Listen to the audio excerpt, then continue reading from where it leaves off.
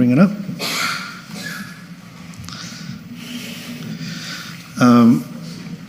This is General Plan Amendment number GPA 2020-01 and tentative subdivision map. Thank you very much. Application 2020-01 Green Zone Industrial Business Park. It's a request to redesignate the general plan designation of the project site from industrial reserve to limited industrial and to subdivide a 19.87 acre parcel into 22 lots and a storm drain basin. It's on property located on Bird Street.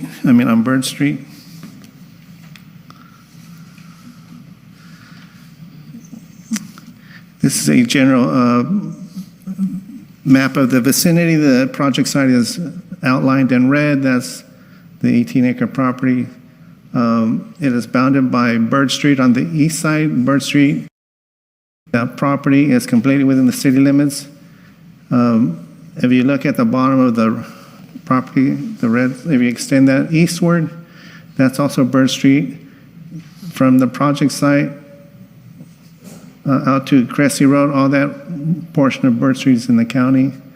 Let me do a close-up view of this property. The site is currently fallow. It used to be an orchard. The orchard has been removed.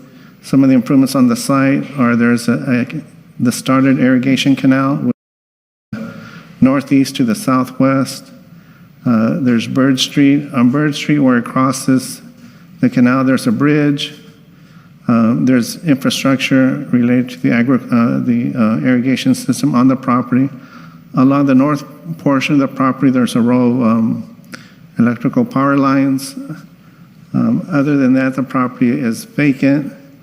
Properties to the south, to the west, are farmed in with rural agriculture. Properties to the east, there's an orchard there. Properties to the north, that is property that belongs to the city. It's the, I know it's used as a shooting range. I think it's part of the city's old ponds or something like that. Here's the lot configuration according to the county's assessor map. You can see that it's 19.87 acres. The right-of-way within the Bird Street right-of-way in front of the property is 40 acres. 40 feet in width presently. In terms of general plan and zoning, we have on the left the general plan designation. Currently, the property has a general plan designation of IR, Industrial Reserve. The IR Industrial Reserve was assigned to properties that were contemplated to be developed after 2020. Before 2020, they want to keep that property in reserve at this point. It's beyond 2020, so it's appropriate for it to be redesignated. That's what the applicant is requesting to do. So the current general plan designation on the left is IR, Industrial Reserve. On the right side there, the property is zoned M1, Limited Industrial. The property to the south is General Industrial. That's the Foster Farms properties. The properties to the east are located in the county, and I believe they're generally zoned as agriculture. And the properties to the north are public facility. Here are some pictures, recent pictures of the property. You can see the upper left that's looking to the northwest along Bird Street there at the corner as it turns north. The one on the upper right, you look west along the north boundary, you can see the row of power poles. Those go the length of the property and they turn south to the Foster Farms plant. The bottom left is kind of like the existing property. This is looking from Bird Street into the property. You have some of the trees that had been felled and collected there. The bottom right is looking to the north from the southeast corner, and it's along the canal bank. A little further pictures of the property. The top west is looking to the southwest from Bird Street at the northeast corner, so this is the upper portion of the property. Upper right there, looking southeast from the northwest corner. You can see the power poles that go further south. And then here's the bottom left is looking east onto Bird Street. You can see the current bridge that crosses the canal, the started irrigation canal. And then conversely, you can see from the bridge looking to the southwest, the canal and the balance of the property. Further south, you can see the Foster Farms plants and facilities out there. And just for a little further perspective, along Bird Street, as it approaches Cressy Road, the top right, you're looking at Bird Street. If you're on the Cressy Road intersection, the top right, you're looking east onto Bird Street from the project site, so you're looking east to that intersection. And then the bottom left, you're looking north at the intersection of Cressy and Bird Street. And then you can see the one on the bottom right is looking south onto Cressy Road from Bird Street. So you can see the type of improvements that are there. Again, the proposal for the Green Zone Industrial Business Park, it's a general plan amendment. It's to a request to amend the general plan designation of the project site from IR Industrial Reserve to LI Limited Industrial. The tentative subdivision map is a request to subdivide a 19.87 acre parcel into 22 lots and an additional storm drain basin on property. And it will also include private streets, and the property is zoned M1 Limited Industrial. There will be, there's proposed a perimeter wall with gates for the project site. Just a little background, this project has been with the city for some 3 or 4 years. It started back in 2019. There was an application by a different applicant, and they requested a subdivision map, a site plan design review for a cannabis business park. May 2022, we have a new applicant who has applied for a master conditional use permit to propose cannabis business park, the general plan amendment, a site plan design review for a conceptual layout of the property, a number of the properties, the tentative subdivision map, and the environmental assessment. And it was proposed to be developed in phases. The environmental assessment was circulated for review from January 2023 through February 2023. There was it went both to the public, the state clearinghouse, and it was advertised in the paper as well. In March 2023, the city determined that a master conditional use permit application for a speculative cannabis business park is not allowed. Our current zoning provisions do not allow a cannabis business park. Any cannabis permits would have to be applied for on an individual basis, and those would be judged independently on their own merits.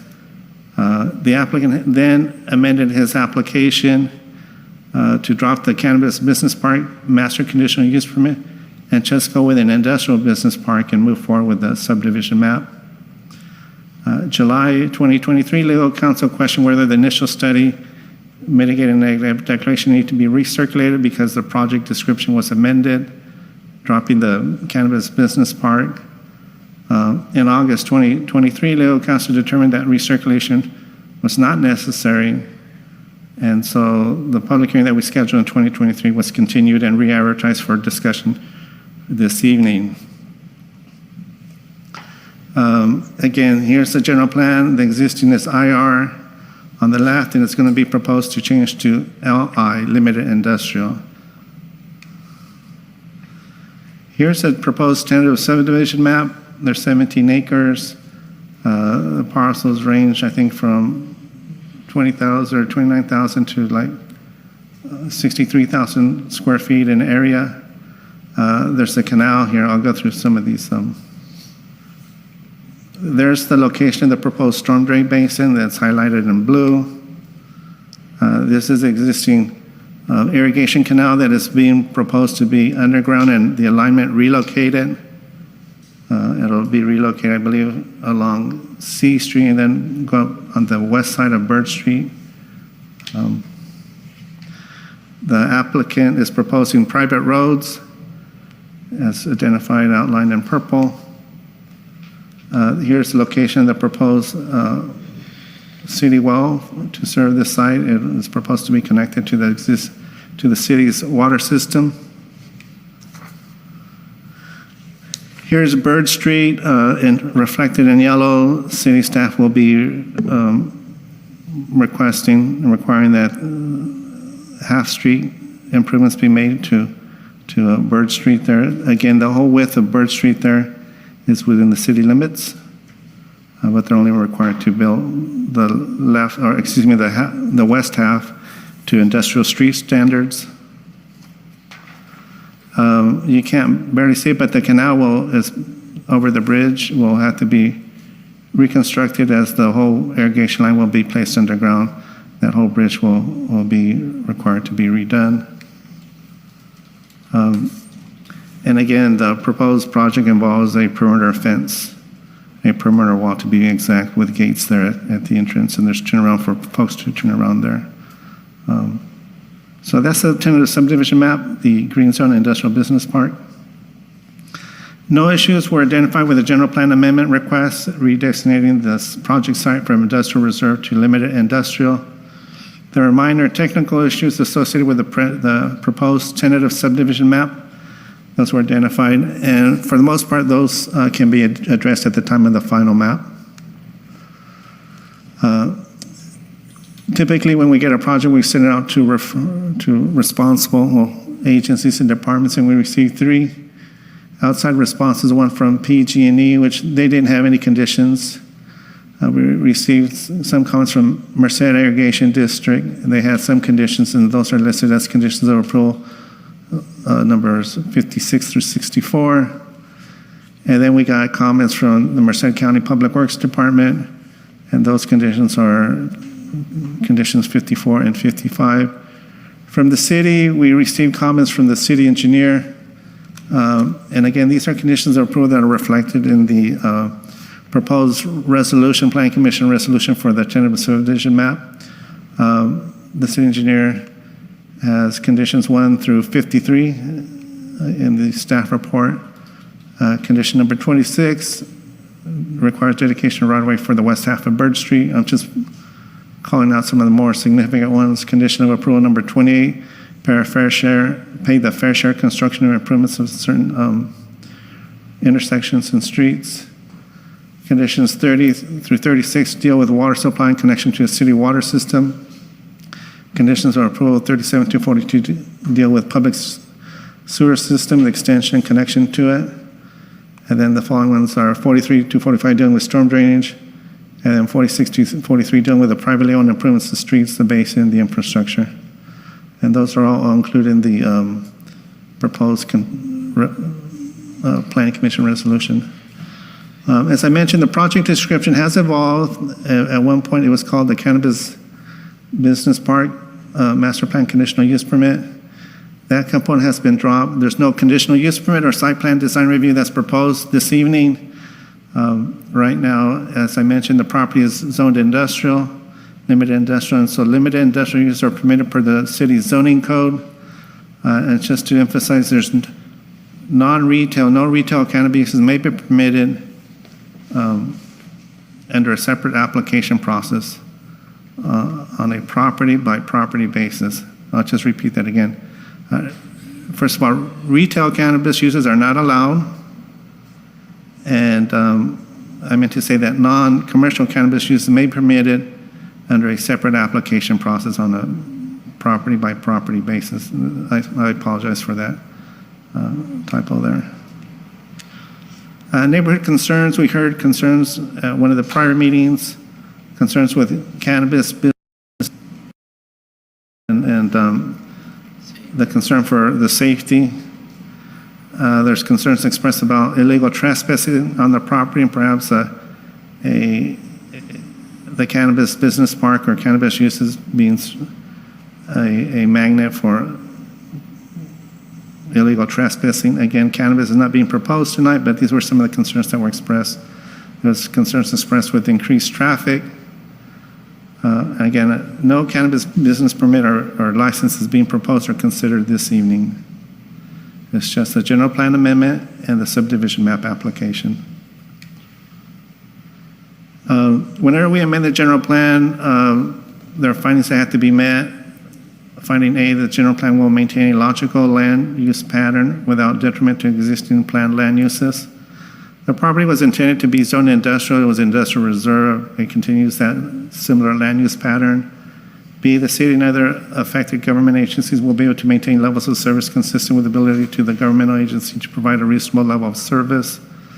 The proposed application, the subdivision map, is being conditioned to make sure it meets all of the city's ability to provide services to it, maintain its level of service. And the amendment is consistent with the general plan goals and policies. Again, it's maintaining the city's goal for this area to be developed industrially. So those items are remain consistent. When it comes to the subdivision, we look at the ordinance with state law and our own development standards. Starting off with the law, that clearly says the city shall deny map findings. One, that the proposed map is not consistent with the applicable general plan. It will be consistent once the IR to LI. B, that the design or improvements of the proposed subdivision is not consistent with applicable general community specific plans. The design is consistent with our zoning standards and policies of our general plan. The site is not physically suitable for this type of development. Again, at this point, it's a subdivision, and staff did not find any reasons that the project is not suitable. These are nice big lots in an industrially zoned area. E, that the design of the subdivision and proposed improvements are likely to cause substantial environmental damage substantially and avoidably injure fish or wildlife or their habitat. An environmental assessment was conducted, and we got comments from the California Department of Fish and Wildlife. And they reviewed our documents, and they had some comments, but those comments did not generate any new mitigation measures or reasons to identify that there was any significant impacts to fish or wildlife or their habitat. That the design of the subdivision type of improvements are likely to cause serious public health problems. Again, with conditions of approval that will be applied to the project, staff believes that this is not something that will happen, though serious public health concerns will be generated with the conditions of approval that will be imposed. G, that the design of the subdivision type of improvements will conflict with easements acquired by the public at large for access through use of a property within the proposed subdivision. The only easements that are running through the property at this point are the irrigation easements, and those items have been addressed by Merced Irrigation District. So there's really no conflicts with any easements there. So we looked at the general plan and subdivision. Now the zoning ordinance consistency. The property, as I mentioned, is zoned M1, limited industrial, and no development projects are proposed at this time, so we really don't have anything to evaluate. When the properties are final, the lots are final and they are sellable, then future development of any of those lots would be subject to the city's zoning regulations as it relates to any permitted, conditional, and prohibited uses in the M1 zone. Development and performance standards for these land uses of the M1 zone will apply for the whole project site. Moving on to CEQA, the California Environmental Quality Act.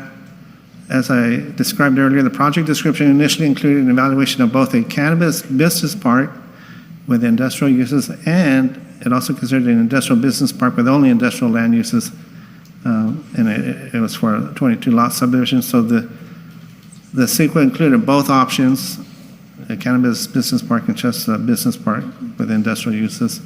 The project now is just proposing a 22-lot subdivision for industrial uses. The cannabis component is not, has been dropped. An initial study was prepared in compliance with the California Environmental Quality Act requirements.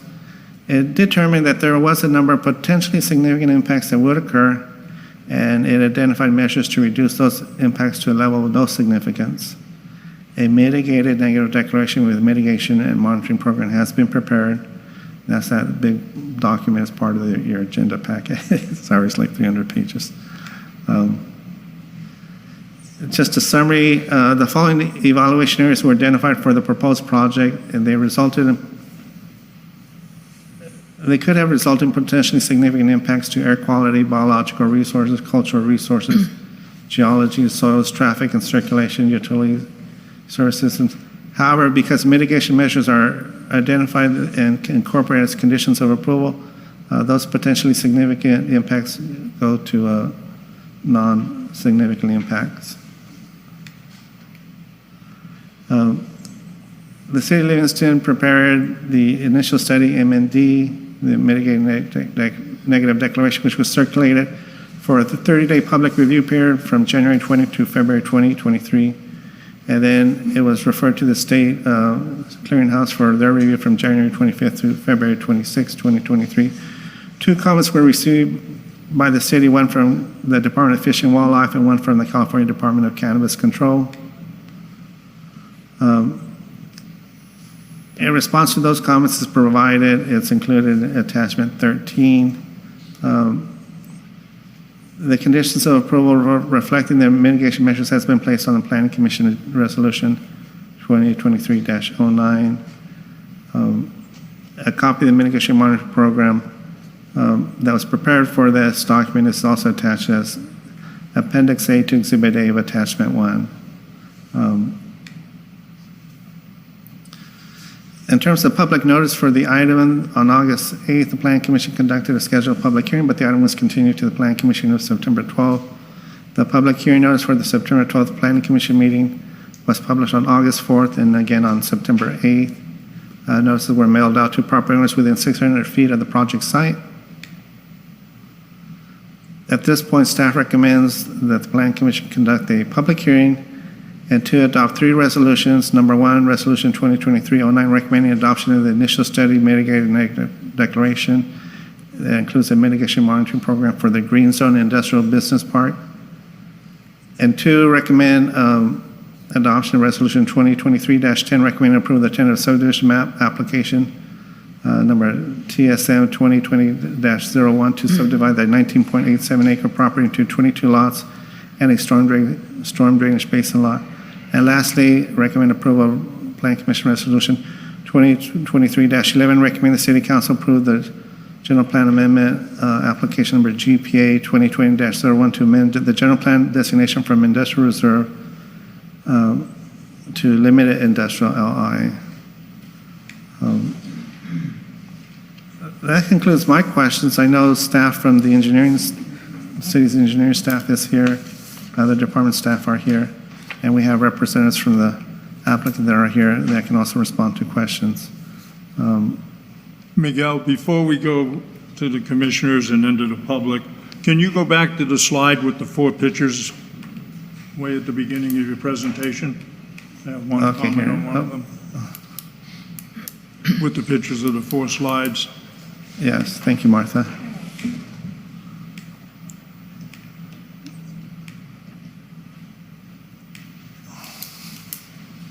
The first one there? The first right there. On the bottom left, looking west into the project site, I had talked to our engineer from the fire department if he had gone out and seen this site. Have you? Yes, I drove down there. You have not? Yeah, I have. You have? Yeah, I drove Would you down. come to the microphone, please, state your name so everybody in the audience knows who you are. Robert Wynn, Merced County Fire Department. All the commissioners, thank you for having me.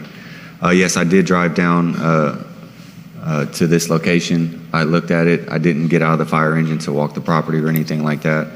There's been a lot of other things going on, but I would love to answer any questions that you have. Okay. My question is that on that bottom left picture, all that dried wood that's been cut and left there. I know we had a lot of rain, but it's really dried out now. I was out there twice today.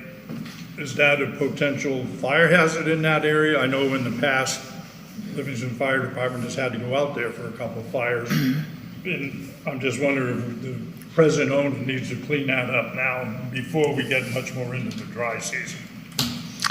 What I will You're do, the expert on it. I am. What I will do, I'll go out there, I'll take pictures of it, I'll look at the fuel, I'll look at all the different things that could be potentially a fire hazard to the land out there, and I will personally email the city manager to disseminate that information, and if there is a threat, we will take care of it. Perfect, thank you. Thank you.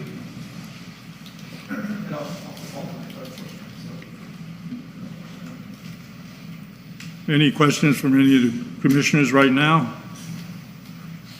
Other than that one? I want to hear from the public. Go ahead. Is your mic on?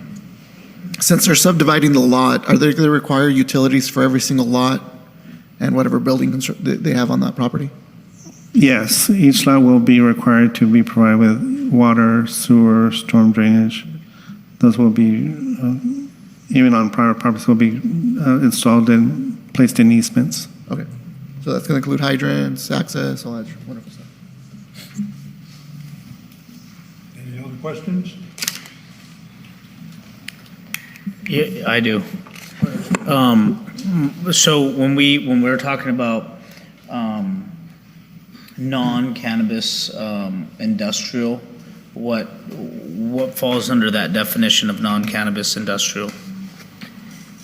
For the M1 zone, Yeah. because it would be an M1 zone, it was on page 21 of the Green Zone Industrial Park that was on July 2023.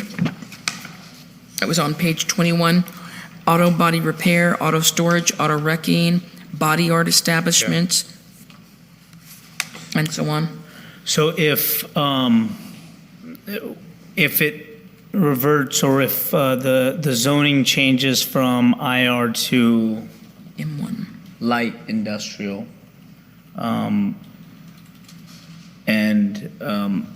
so it's not like conditioned that if there is cannabis, cannabis type industrial, then can I get the definition for what is cannabis industrial? Yes, and let me just state for the record, the zoning of the property is not changing. The zoning of the property is M1, limited industrial. The general plan designation is changing from IR to LI, which is industrial reserve, to limited industrial. In terms of defining what I call non-retail cannabis, and this is a question that the Commission Chair Bob Wallace asked to define. The following are subject to a conditional use permit in the M1 zone. So let me just be real clear. Cannabis dispensary retail activity with or without storefront is prohibited anywhere in the city limits, so no retail cannabis, none whatsoever, even in the industrial zone. In addition, non-medical cannabis delivery only, that's also prohibited. You can't deliver that if it's anywhere in the city limits. Those are prohibited. The following are allowed in the M1 zone subject to approval of a conditional use permit. Commercial cannabis cultivation that's inside, that's indoors. Commercial cannabis cultivation that's also enclosed, that they call it mixed light. So that's enclosed cultivation. Commercial cannabis cultivation outdoors is also permitted with a conditional use permit. Commercial cannabis distribution is listed as approved use with a conditional use permit. Commercial cannabis manufacturing, volatile and non-volatile. Commercial cannabis micro businesses, which does not include retail, and there's no outdoor cultivation, so micro businesses for commercial cannabis are allowed. Commercial cannabis nursery, indoor or mixed light or greenhouse is allowed under a approval of a use permit. Commercial cannabis testing, that's the use that's allowed if you get a conditional use permit. Medical cannabis delivery only, if it's only being, if it comes from outside the city limits, that's something that's allowed. But again, retail cannabis or retail storefront is not a permitted use, and that's not being proposed. But as a matter of fact, there's no development proposals that are being proposed this evening.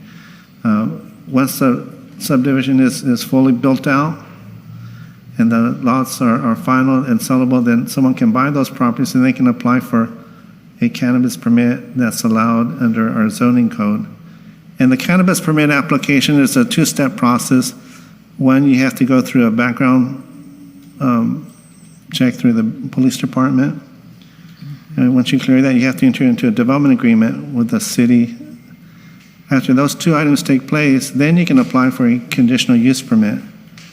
And those have to be approved by the planning commission and city council. If it's going to involve construction, which often it does, it also will involve the site plan design review. And each of these applications will have, they potentially will be subject to environmental review depending on what's proposed. But the environmental document that we have this evening has addressed many of the potential impacts. And so what usually will happen is an application comes in and we determine whether or not the proposed project is consistent with what the original project description in the initial study contemplated. So if it's covered under the initial study that we have right now, and we just make findings like, yeah, this was studied, and so it can kind of, what we call it, tear off that document, and they can move forward with that and not do a separate environmental document. But if it's not consistent, then they have to do their own separate individual environmental review process. Sorry, that's a long with. Yeah, so those non-cannabis industrial uses, Yes. are those already uses in the limited industrial currently? Yes. I got these word for word from the current zoning code. So I think back in 2018, the city amended its zoning code to allow certain cannabis uses. And these were uses that were allowed only in the industrial zone, the ones that I listed. And those are required to get a approval use permit, as well as as I mentioned, the cannabis permit or license, and as well as entering into a separate development agreement. What I mean is the non-cannabis industrial, are those already allowed under our Current limited zoning. industrial?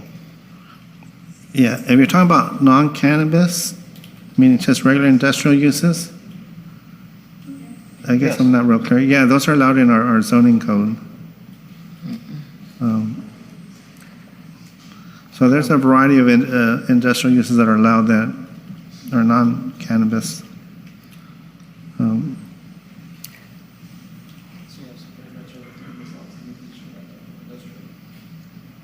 Yeah, our industrial zones are the most, I don't know why we use the generous, but the most liberal uses in the city.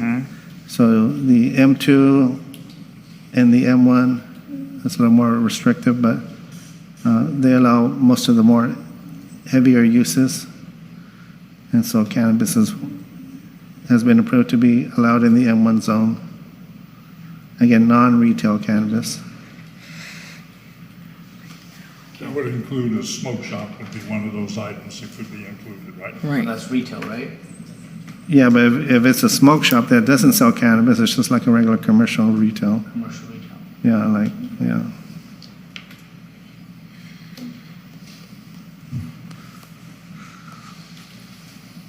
Any other questions for any of the other commissioners? Miguel, before we open it up to the public, did you put my questions out front for everybody to have? I did. I'll review them right now. Okay.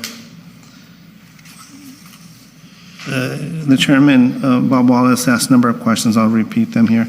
He says, page 7 of the agenda report says, Bird Street is to be developed to half-street standards, ? And the answer is yes. All of the Bird Street right-of-way, let me go to the last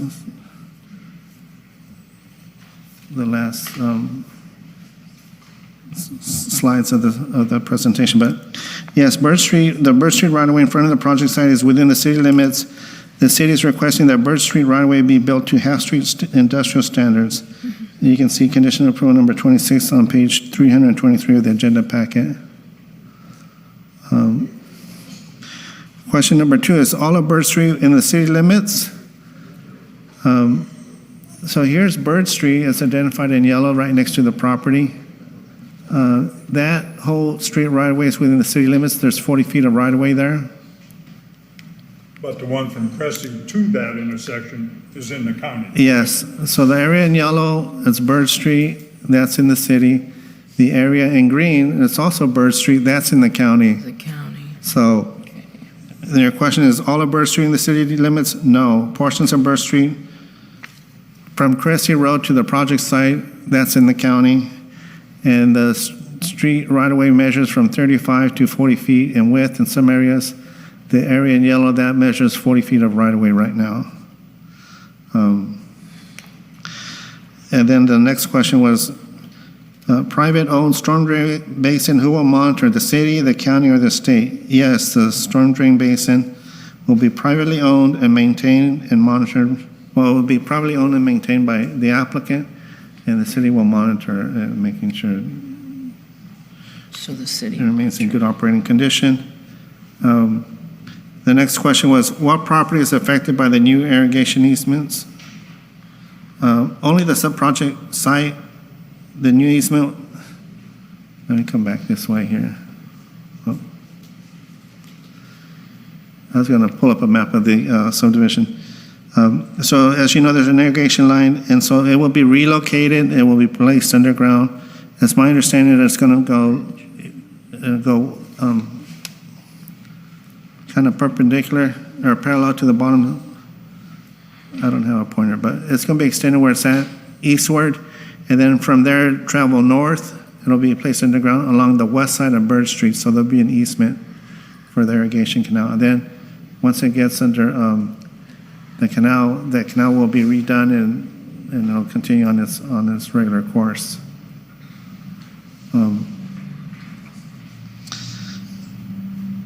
The next question was define the non-retail cannabis for the public, which we kind of talked about. And Commissioner Bassett addressed that, and you answered it, I believe. Yeah. Is it prohibited in the city? As I mentioned, the cannabis dispensary retail activities with storefront are not, they're prohibited in the city. The next question was, can anyone applicant buy more than one lot? So can anyone in the community buy one or more of the lots that are proposed? It's like, yes, they can. The city does not regulate the sale and purchase of property of these final lots, so anyone can purchase any number of those properties, or they're up for sale by the owner. The city is not getting involved with that. And then there was questions on the mitigation measures. Oh, I don't have those.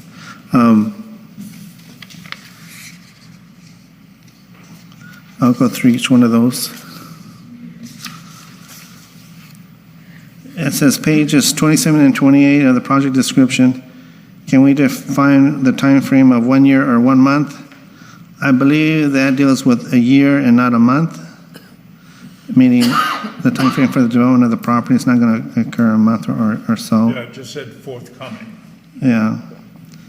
On page 29, the mitigating measure for biology, can we change that from 50 feet to 100 feet?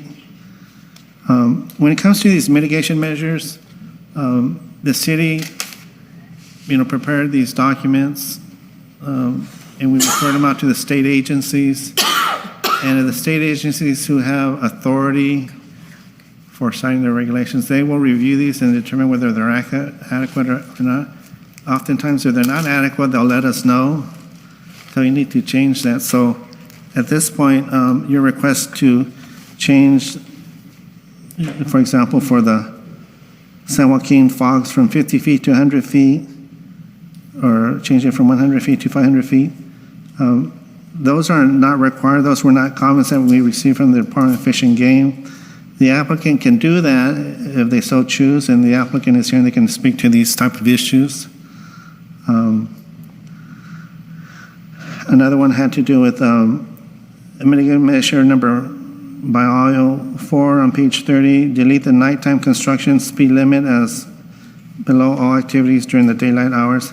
That makes sense. It says, it doesn't need, that language doesn't need to be there. That's real minor because it below says all construction will happen during the day. So there's no need to say that, nighttime construction speed limits shall apply. That's minor. That's something that can be done. Mitigation measure Bio 7 on page 32. Can we change it from a half mile to a 1 mile? Again, the same things apply. If we didn't get any comments from the state requesting us to do that, then we pretty much will honor what's been provided in the initial study. On page 35, mitigation measures for cultural resources. Can we change the activities from 50 feet to 100 feet? The same thing applies. On pages 36 to 37, mitigation measure, traffic in all references to year 2042 be changed to the lower year of 2032. That's something that I will have to defer to our city engineer when it comes to that mitigation measure, TRA-1 on pages 36, 37. Again, referencing, I guess it's the cumulative year of 2042. Can that be changed to 2032? I know Noe's here. I don't know if you can speak to that, Noe.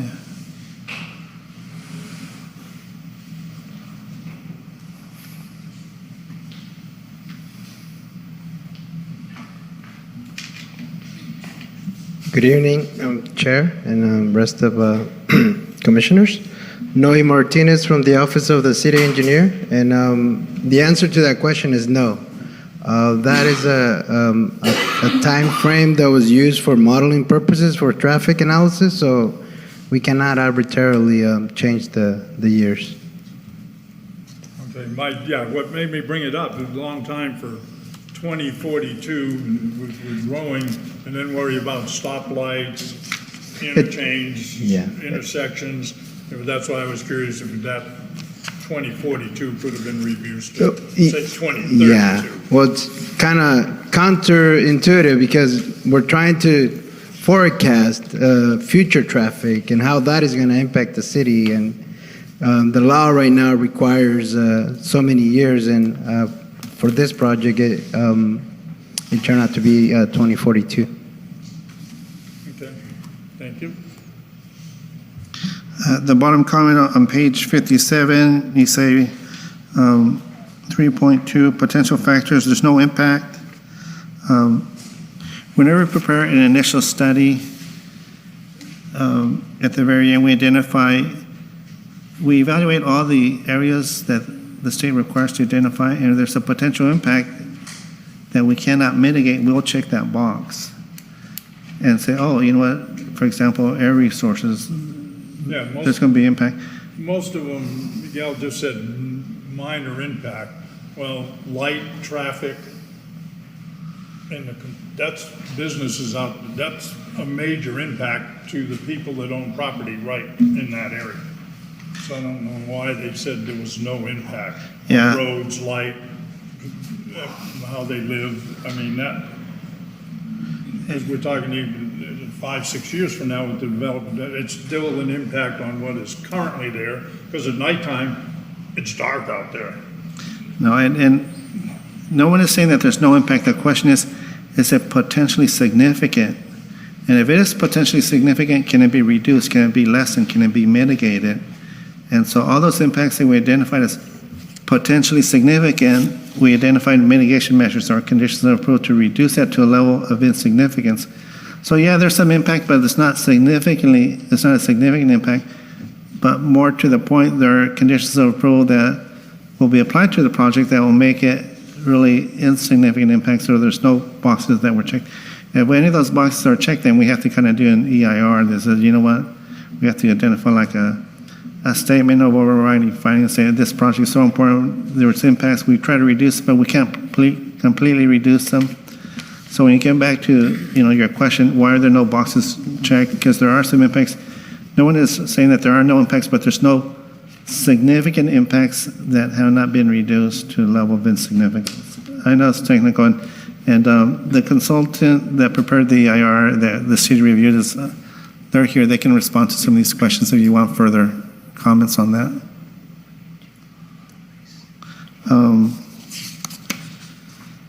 page 61, 3, 4, you say that you think the boxes are way too low, at least C and D. This on page 61, item 341. And then same thing on page 69, all boxes seem too low on B, C, and D. Again, whenever we review these, we identify where we believe it's going to be no impacts, potentially significant or insignificant. And we route these out for comment by state agencies, departments, and we ask them for their review. And if they agree with us, we leave it as it is. But if they say, oh, no, this is incorrect, then we will change it. And so when we did the environmental review and we identified the level of impact, if they had a concern, they would have let us know what that was, and we would have checked it. Another question was, instead of turning toward the shooting range, you can turn down the dirt road back out of Cressy. And you're referring to, if you look at up there on the map there, if you drive up along the yellow part of Bird Street, there's a crossing over the canal that goes into the Livingston irrigation right-of-way, and there's a dirt road there. That's not a private road. It's not, that's Livingston. It's a MID right-of-way, but people use it all the time like it's a regular road. I know we drove on that. That's when I took you down today. Yeah, but that's not a public street, and it's just an irrigation easement. It's a road and a canal there. So MID will currently have no plans of locking it. It'll be a public road, so that gives actually 3 road access if you count Olive Bird and then this dirt road against the canal, 3 roads of access into the business park. people, it looks like people do use that right away. Martha, can you put on the aerial, the second aerial? Just so everyone can see what we're talking about.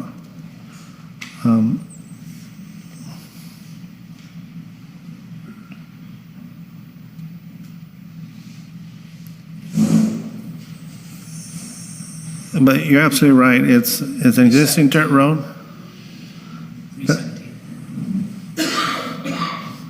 That one.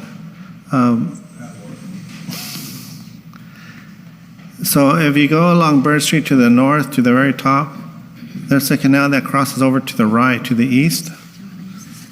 Okay, sorry. Yeah, if you look at 317, you'll have a better image of it.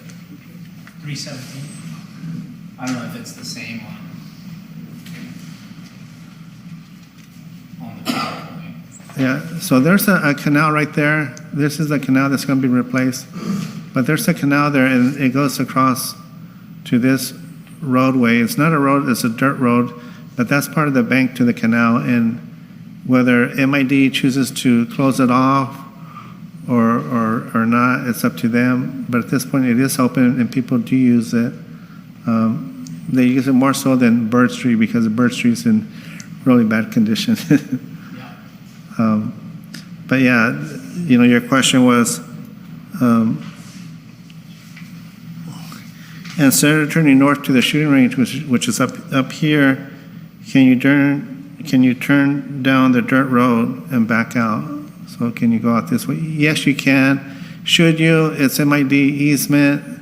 I don't know to what degree they enforce people trespassing on their easement. I know farmers use it to go around their orchards and stuff like that. But yeah, it looks like it's heavily used, and quite frankly, it's a smoother road than this Bird Street right down here. And the one that's not shown is you can come down and come in Olive before Park. That's the other third access. Yeah, you can come down from in here on turn on Olive and then make the right-hand turn. So these were some of the questions you brought up, and so I tried to respond to them. I know it's a little hard to follow unless you have that document in front of you. Any other questions from the commissioner before I open it up to the public? Hearing none at 7:50, we'll open it up to the public on the telephone.